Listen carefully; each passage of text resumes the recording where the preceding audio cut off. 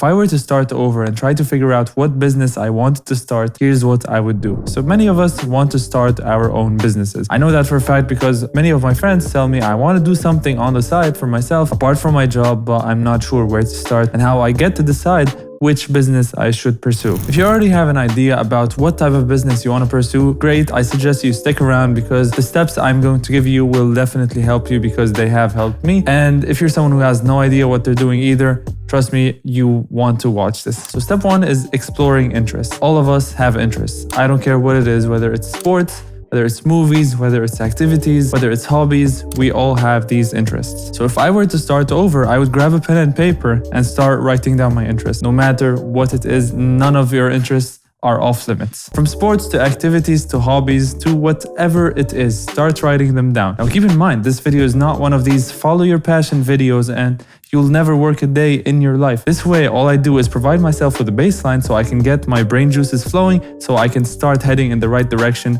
towards determining what I actually want to do. So let's say I like sports and I am at the phase where pursuing a sports career is not really possible or I would be at a disadvantage. Instead of dismissing the idea of sports overall, I would think about how I can incorporate sports into a business I want to start. For example, I can start a sports podcast, a sports YouTube channel. I can start a ticketing service for sports events. I can even open up a sports bar and stream all the sports that I'm interested in and have people come, pay me to watch them and pay me to get drinks and food or whatever. So the goal with this is to not limit myself and think outside the box on how I can transform my interests into a full-on business. Number two is similar to number one, and that is exploring skills. What you would do in this case, grab a pen and paper, and instead of writing down your interests, you write down your skills from university degrees, from previous jobs you've had as a waiter, I don't care what it is, write it down. Hobbies, you play musical instruments, whatever it is, write it down. I go to the extent of writing down that I was a good Dota 2 player back in college. So whatever it is, I would write it down. And a small tip with this is try to be aware of the curse of knowledge,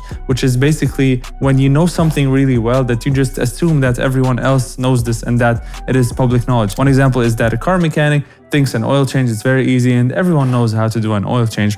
While the fact of the matter is people would just prefer to pay the $100, get the oil change done and move on with their lives. At this point, if I have a skill that I can combine with one of my interests to start a business, perfect. All I have to do is go to step 3 and actually learn how to implement this and build a business out of this. Now, if I don't have any two skills and interests that actually can be combined together, I would head to step 3 either way and start actually learning. So any skill you want to learn, let's not say any skill, most skills you would want to learn can be learned in 20 hours. You're not going to become a master or an expert at anything in 20 hours, but you can get to the level of knowing 80% of that, which is usually more than enough for you to get by at whatever you want to do. Let's say I want to learn how to run Facebook ads or how to create content. 20 hours of me watching videos, actively watching and actively learning is more than enough. Anything more than that, at this point, it gets to just becoming productive procrastination, where I am just wasting my time and I think I'm being productive, but in fact, I am just watching YouTube videos and entertaining myself and getting all these dopamine hits. Guys, real quick, if you're enjoying this video, please make sure you like it, subscribe to the channel, and let me know in the comments down below what you think so far. Now back to the video. So 20 hours, all I need to learn something. Once I go through these 20 hours, it's time for step 4, and that is execution. So these 20 hours, you can divide them however you want. If you already have a full-time job, you could do 2 hours a day and do that for 10 days, or you could do 4 hours daily for 5 days straight. Really divide it however you want. Anything would work. As long as you get those 20 hours in of consistent learning and actively learning, not just putting it in the background while you do something else, then you should be good to go. For example, let's say I have an interest in sports and I know how to create YouTube channels. I can start by creating content, posting on social media. I can either go to athletes and manage their own social media platforms, go to sports social media accounts and try to help them grow and try to manage their social media accounts. Really, sky's the limit with this one. You can really get very creative as long as you don't limit yourself to one specific thing and just try to not do what everyone else is doing. So number 4 is execute. Watching YouTube is very easy. Learning is fun and it's just easy because you're being entertained, hopefully watching someone entertaining on YouTube, and you're just learning. So that's the very, very easy part. Execution is the hard part because here's when you can actually fail. When you watch a video, there's no way you can fail. You're gonna start the video, watch it till the end, or leave halfway. But in this case, you can actually fail, which is the scariest part for everyone. But one thing you should do is give it just 3 months. If I were to start over, I would give something 3 months of consistent effort. At this point, watching more YouTube videos isn't really going to help much. What really matters is you picking up the phone, calling customers, offering them their services. What you should do now is get the camera, start filming, start uploading content. Whatever you're pursuing,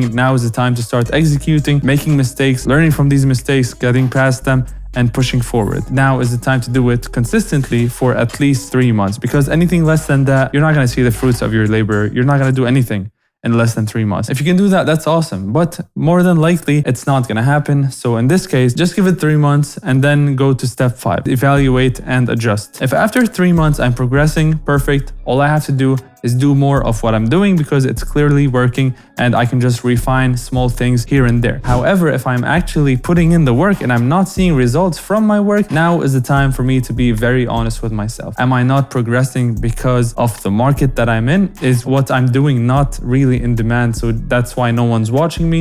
That's why no one's buying my product or my service.